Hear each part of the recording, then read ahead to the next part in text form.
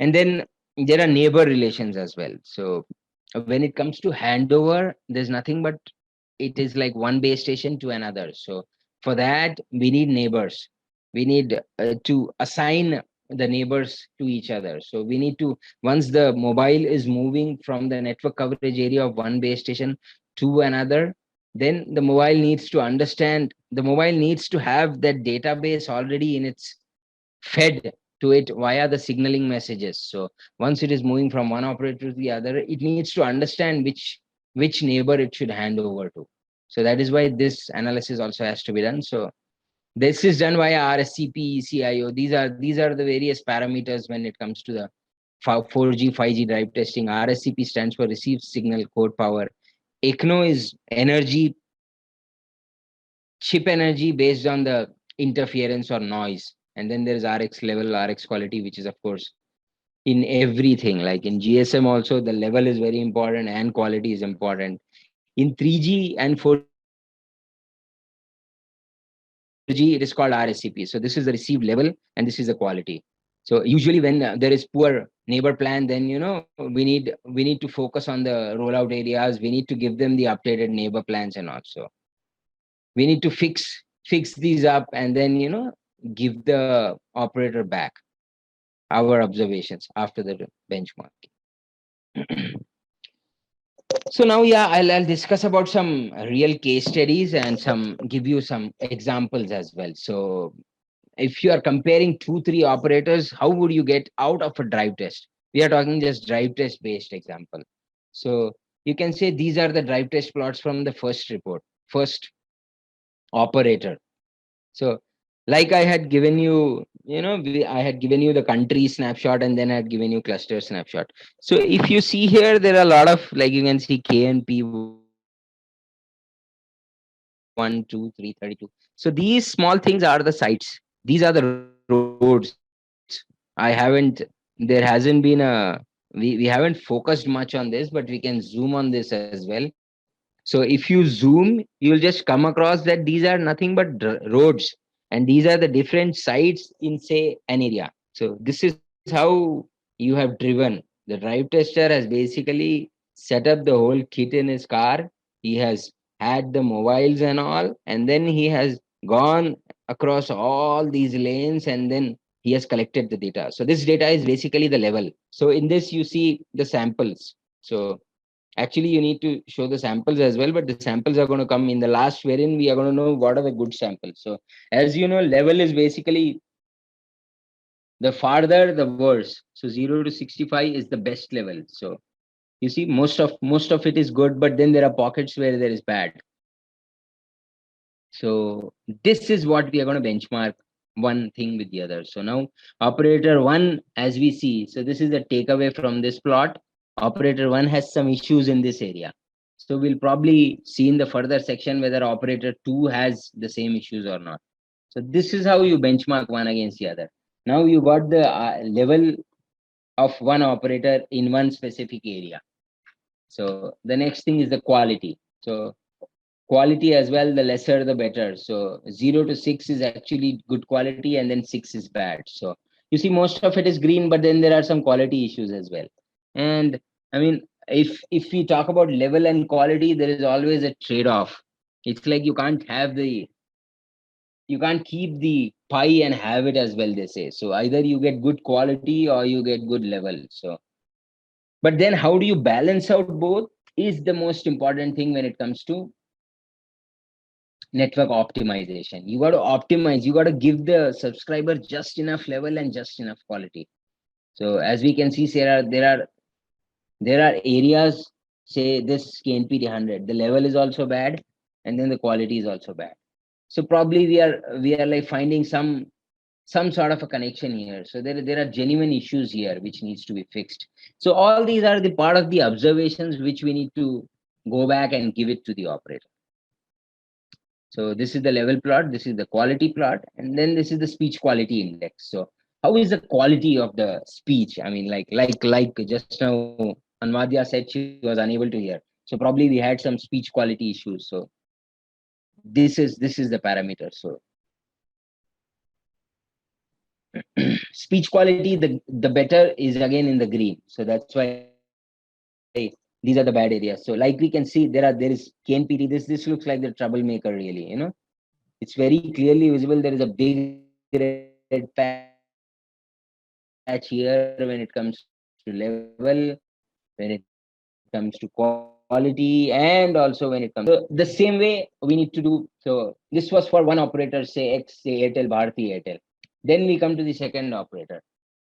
The second operator, you see the difference now. Now let us go back to the first one. You see the first operator. Look at the spots. The green looks maximum, blue looks just about, there is pretty decent blue as well, and then there is very little red and all. When it, at least if we are up till 75 to 85, we are doing pretty good when it comes to coverage. So once we get into this 85 95 territory, that is when we are going to have issue in building again.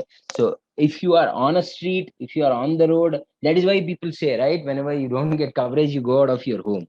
That is because the walls are like, hindrance to the signal. And if there are 2 3 walls inside your house, then you get more signal erosion. So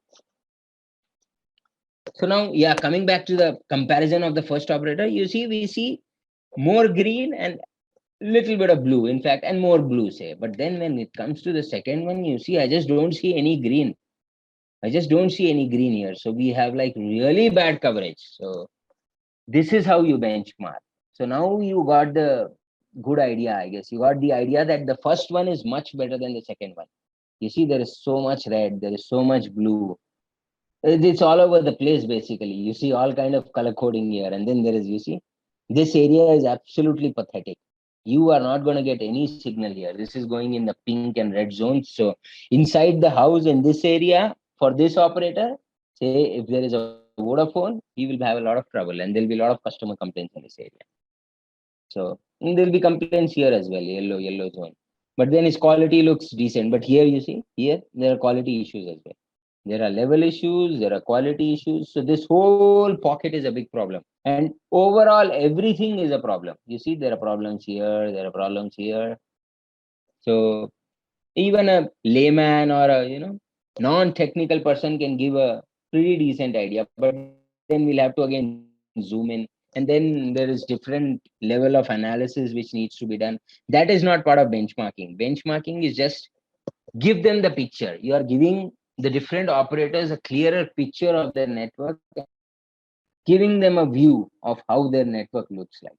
So everything is a problem. Like you see, all the 3 parameters are failing in this similar areas. So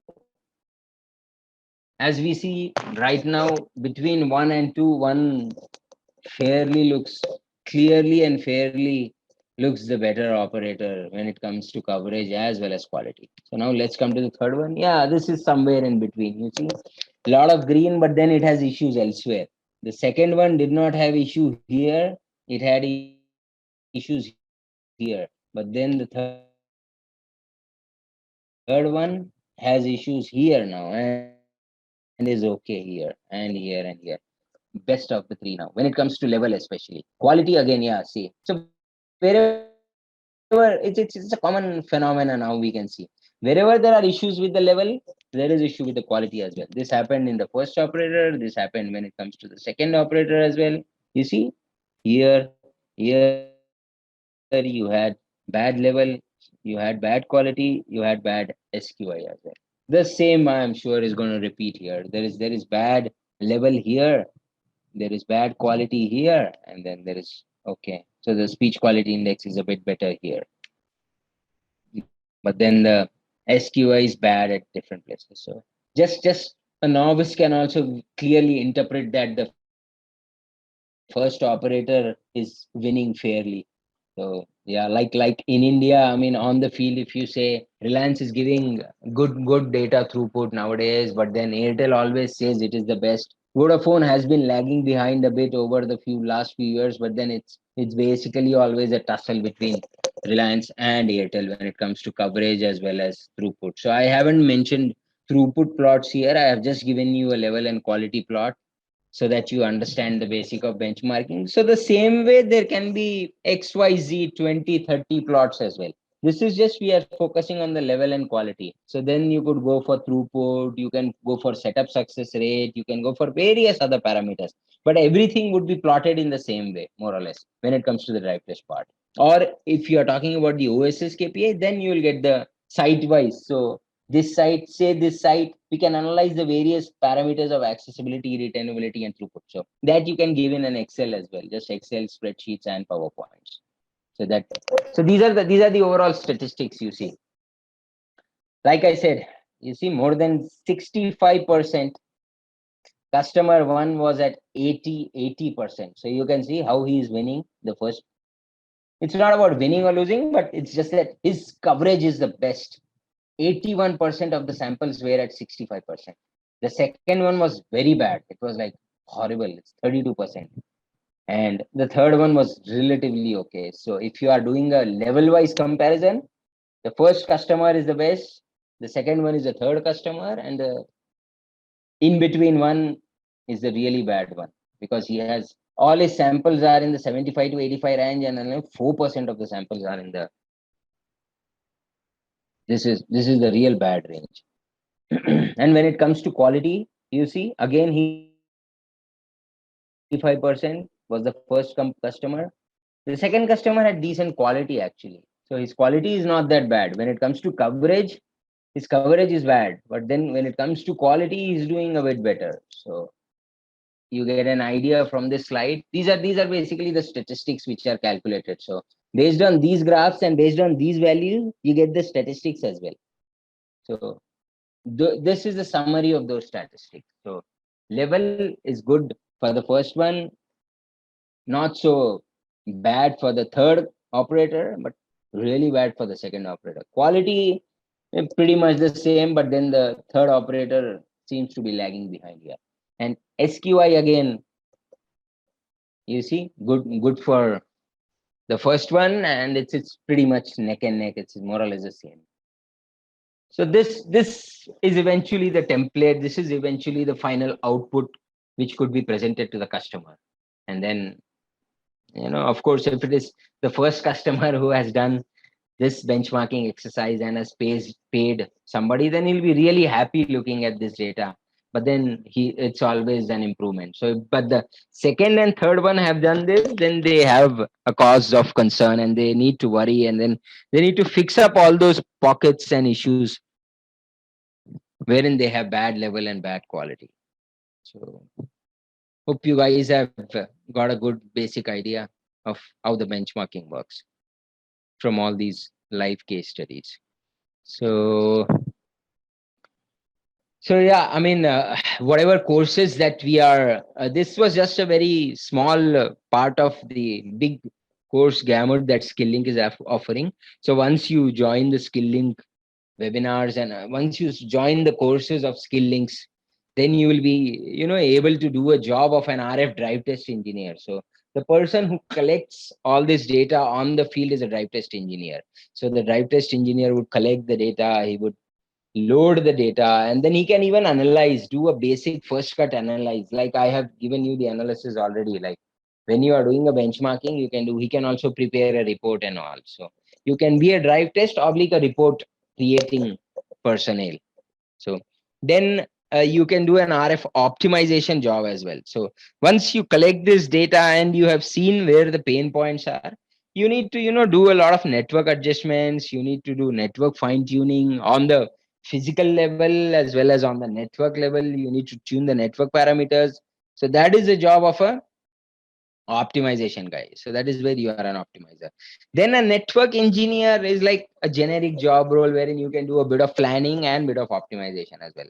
So once you are well versed with planning of a network, then it's even more better, because first step is the planning process. So you plan a cellular network, then you do the drive testing part, and then you come to the optimization part.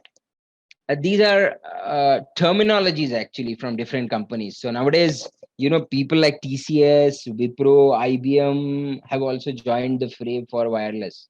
As you are aware, 5G is rising by leaps and bounds, and it is going to be coming to India very soon. The auction is already done, and we are having Reliance, who has got a chunk of a spectrum. So 5G is going to be rolled out soon.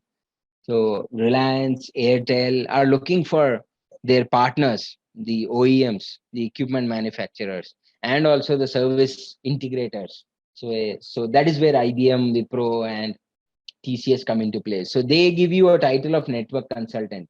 So if you are aware of the end-to-end process of drive test, optimization, planning, and everything, then you can also become a network consultant. Then there is the hardcore end-to-end planner who works on planning tools. There are a lot of planning tools which are used to, understand and plan the whole network, the number of sites that need to be deployed in the network, capacity of the network, how will be the coverage, give them all the plots on a planning level. So you will have a job of a planner as well. So these are the target companies, like I said. We have, these are the operators, Airtel, Jio, and Voda, which I have mentioned so many times already, the three big operators in India. Then there are the original equipment manufacturers, which is like Nokia, Ericsson. I haven't mentioned Huawei as well. Actually, because Huawei now, is having some issues with countrywide, where we are going for not going for made in China products and all. So that is where Ericsson and Nokia have evolved better, and then they have most of the business of the telecom network. So it's Ericsson and Nokia who are ruling the roost, and that is where a lot of jobs are going to be created. And all the other partners, these are like Tech Mahindra is a service integrator. It is mostly it's into services. So they will either partner with Ericsson or they will partner with Jio for these services. But Ericsson and Nokia manufacture as well. So if you have product knowledge, if you really are good in the products, so then you will have to go for a product company. But these are the services companies. And then there is Radisys, which is a new player. It is actually having Reliance Jio is having a major stake in Radisys, and Radisys is doing 5G, is working more on the 5G part of the network. So probably Jio might tie up with Radisys for their 5G rollouts. Then there is Mavenir. Mavenir is another product company working specifically on 5G and Open RAN. And TCS is also working a lot on Open RAN, and TCS is going big. They have secured some good contracts when it comes to Open RAN. So Open RAN is another topic, actually very hot topic, which is now, it is like, it is really in thing. It's like the big data of, it's like big data and all. It encompasses cloud computing and all as well. And then there is IBM also, which is going big in 5G and Open RAN. So these are all the target companies where you can try for jobs once you can, once you have finished the courses given by Skilled. So let me just summarize once the overall today's benchmarking, and how the benchmarking is done. So benchmarking is basically vendor independent. I mean, you need not like depend on one vendor to do a benchmarking. So any of these companies, and all of these companies in fact, can do benchmarking. Everybody would be having their own kits, would be having their own tools, and I'm sure nowadays it's all in-house. So Airtel, Voda, and all also keep doing. So all of these companies do benchmarking. So it's just independent. You can do it on your own, and then what you get good results and conclusions for the operators and vendors. So long-term relationship with the customer. I mean, if you want to maintain a good customer relationship, you want your, like they say, customer is God. So if you want to be, you are using a Geo Mobile, and you nowadays there's portability as well. So you can keep the number and you can just port. But then if you are having good coverage, if you are having good quality, you are really satisfied with the level of performance that say XYZ is giving, then you'll the partnership is maintained, and you will be loyal to that. So analysis and reporting of the benchmarking can be done remotely. Only the drive test needs to be done locally. So pretty much self-explanatory. For drive test, you need to go on the field and get the measurements. The analysis and reporting part can all be done in offices remotely only. So it's not much of an expensive process. This is pretty simple, and even you can do rent. You can like rent these equipment. So anybody with decent revenues and all can go ahead and do this benchmarking. So TEMS Out of all the three tools, I mean, generally it is Temps, which is the most commonly used tool, because it's very easy, and it's, the execution is pretty good, reporting is pretty good. Then, these are the post processing tools like Temps Discovery, Map Info, and Excel.